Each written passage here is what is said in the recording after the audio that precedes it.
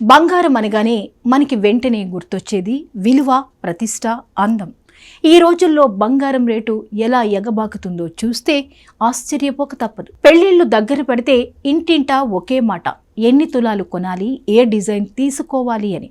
బంగారు ఆభరణాలంటే మహిళలకు మాత్రమే కాదు, మొత్తం కుటుంబానికి గౌరవప్రదమైన విషయం. మన దేశంలోనే కాదు, ప్రపంచంలోనే ఎన్నో దేశాల్లో కూడా బంగారాన్ని ఎంతో ప్రేమగా, గౌరవంగా చూస్తారు. అయితే ఎప్పుడైనా మనసులో ఒక్కసారి అయినా ఈ ప్రశ్న వచ్చిందా? ఈ ప్రపంచంలో మొదటిసారిగా బంగారు ఆభరణాలు ఎవరు వేసుకున్నారు? మనిషి బంగారాన్ని ఎప్పటి నుంచి వాడుతున్నాడో ఖచ్చితంగా చెప్పడం కొంతకాలం వరకు కష్టమే. ఎందుకంటే బంగారం సహజంగా నేలలో లభిస్తుంది. అది తుప్పు పట్టదు, కాంతి కోల్పోదు, వేల ఏళ్లు గడిచినా అలాగే మెరుస్తూనే ఉంటుంది. అందుకే చాలా పురాతన నాగరికతల ఆనవాళ్లలో బంగారం కనిపించింది. కానీ ప్రపంచంలోనే అత్యంత పురాతన బంగారు ఆభరణాలు విషయానికి వస్తే చరిత్ర ఒక ప్రత్యేక ప్రదేశాన్ని చూపిస్తుంది. అది తూర్పు ఐరోపాలోని వర్నా నగరం. ఈ నగరం బల్గేరియా దేశంలో ఉంది.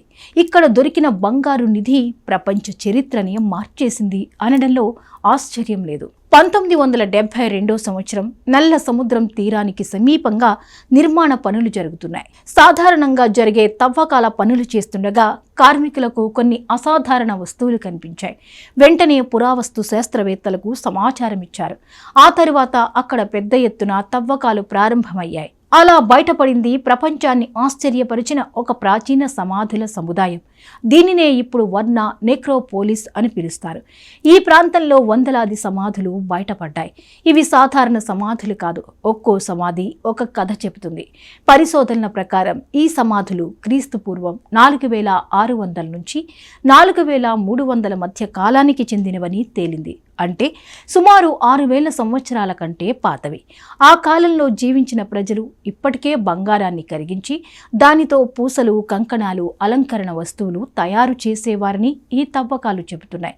ప్రపంచంలో ఇప్పటి వరకు కనుగొనబడిన అత్యంత పురాతన బంగారు ఆభరణాలు ఇవేనని శాస్త్రవేత్తలు భావిస్తున్నారు. ఇక్కడ దొరికిన బంగారం పరిమాణం కూడా ఆశ్చర్యకరమే. కొన్ని సమాధుల్లో 100 గ్రాముల బంగారం లభించింది. ఒక ప్రత్యేక సమాధిలో అయితే వేలాది బంగారు వస్తువులు దొరికాయి.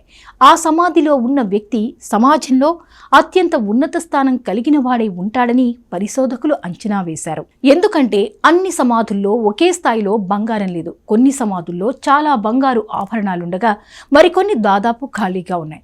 దీని ద్వారా అప్పట్లోనే సమాజంలో అసమానతలు ఉన్నాయని తెలుస్తోంది. సంపద, అధికారం కొందరి చేతుల్లోనే ఉండేవని అర్థమవుతోంది. బంగారం కేవలం అందం కోసం మాత్రమే కాకుండా అధికారానికి, ప్రతిష్టకు చిహ్నంగా కూడా ఉపయోగించబడిందని ఈ ఆనవాళ్లు చెబుతున్నాయి. ఒక వ్యక్తి ఎంత బంగారం ధరించాడో అతని స్థాయి అంత ఉన్నతమని భావించేవారేమో. అంటే 6000 ఏళ్ల క్రితమే బంగారం ఒక సామాజిక గుర్తింపుగా మారిపోయింది. ఈ విషయం మనకు ఇప్పుడు కూడా సరిగ్గా సరిపోతుంది. ఈ రోజుల్లో కూడా పెళ్లిళ్ళు, ముఖ్యమైన వేడుకలు, రాజకీయ కార్యక్రమాలు ఎక్కడ చూసినా బంగారం ఒక ప్రతిష్ట చిహ్నంలానే ఉంటుంది. వర్నా ప్రాంతంలో దొరికిన ఈ ఆభరణాలు ప్రస్తుతం వర్నా పురావస్తు మ్యూజియంలో భద్రపరిచారు. ప్రపంచ నలుమూలల నుంచి పర్యాటకులు, చరిత్ర అభిమానులు ఈ నగలను చూసేందుకు వస్తున్నారు. అక్కడ నిలబడి ఆ బంగారు పూసలను, కంకణాలను చూస్తే మనకు ఒక్కసారిగా 6000 సంవత్సరాల క్రితం జీవించిన మనుషుల ప్రపంచం కళ్ల ముందుకు వస్తుంది. అప్పట్లోనే వారు కళాత్మకంగా ఆలోచించారు. లోహాలను కరిగించి ఆకారాలు ఇచ్చారు. వాటిని తమ జీవితంలో భాగం చేసుకున్నారు. బంగారం గురించి చెప్పాలంటే ఇంకొక విషయం గుర్తుపెట్టుకోవాలి. ఇది ప్రకృతిలో స్వచ్ఛంగా దొరికే లోహం, తుప్పుపట్టదు. అందుకే పురాతన కాలం నుంచి ఇది నిలిచి ఉంది. మానవ నాగరికతల్లో అనేక రాజ్యాలు, సామ్రాజ్యాలు ఏర్పడ్డాయి, కూలిపోయాయి. కానీ బంగారం మాత్రం తన విలువ కోల్పోలేదు. తరువాతి కాలంలో ఈజిప్ట్ నాగరికతలో పరో రాజులు బంగారాన్ని విపరీతంగా వాడారు. రాజుల సమాధుల్లో బంగారు ముసుగులు, ఆభరణాలు దొరికాయి. అలాగే భారతదేశంలో కూడా ప్రాచీన కాలం నుంచే బంగారు నగల సంప్రదాయం ఉంది. సింధు నాగరికత కాలం నుంచే బంగారు అలంకరణలు వాడినట్లు ఆధారాలు ఉన్నాయి. కానీ ఇప్పటి వరకు తెలిసినంతలో ప్రపంచంలోనే అత్యంత పురాతనంగా గుర్తించిన బంగారు ఆభరణాల ఘనత మాత్రం వర్నాకే దక్కింది. ఈ ఆవిష్కరణ మనకు ఒక ముఖ్యమైన విషయం కూడా చెబుతోంది. మనిషి మొదట ఆహారం, ఆశ్రయం కోసం పోరాడినా కొంత స్థిరత్వం వచ్చిన వెంటనే అందం, అలంకారం, ప్రతిష్ట కోసం కూడా ఆలోచించడం ప్రారంభించాడు. అంటే కళ, సంపద సామాజిక స్థానం అనే భావనలు చాలా పురాతనమైనవి. ఇప్పుడు ఈ రోజుల్లో మనం బంగారం కొంటున్నప్పుడు కేవలం ఆభరణం కొనడం కాదు, వేల ఏళ్ల చరిత్రను మోస్తున్న ఒక సంప్రదాయాన్ని కొనసాగిస్తున్నామనేది అర్థమైంది.